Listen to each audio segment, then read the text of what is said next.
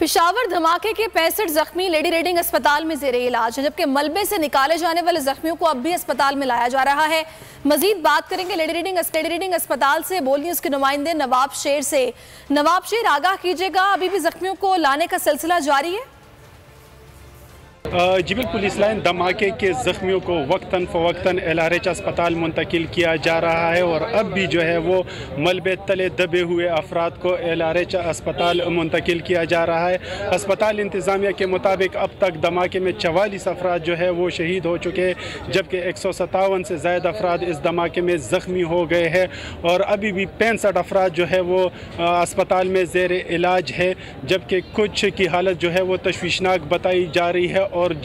جو معمولی زخمی ہوئے تھے ان کو طبی امداد دینے کے بعد اسپتال سے فارغ کر دیا گیا ہے اور اس وقت پشاور کے تمام اسپتالوں میں ایمرجنسی نافذ کی گئی ہے، جبکہ HMC میں بھی دھماکے کے 8 زخمیوں کو لایا گیا ہے، جہاں پر 4 کو امداد دینے کے بعد فارغ کر دیا گیا ہے، جبکہ 4 ابھی بھی جو ہے وہ HMC میں زیر علاج ہے۔ تو اس وقت تمام پشاور کے اسپتالوں میں ایمرجنسی نافذ کی جا چکی ہے، اور LRH جو سب سے بڑا اسپتال ہے یہاں پر جو ہے وہ وقتاً فوقتاً زخمیوں کو لایا جا رہا ہے، جبکہ اس کے ساتھ ساتھ جو سیاسی رہنما ہے وہ بھی وقتاً فوقتاً LRH کا دورہ کر رہے ہیں اور زخمیوں کی عیادت کر رہے ہیں، جبکہ وزیر اعظم پاکستان شہباز شریف نے بھی جو ہے وہ LRH کا دورہ کیا اور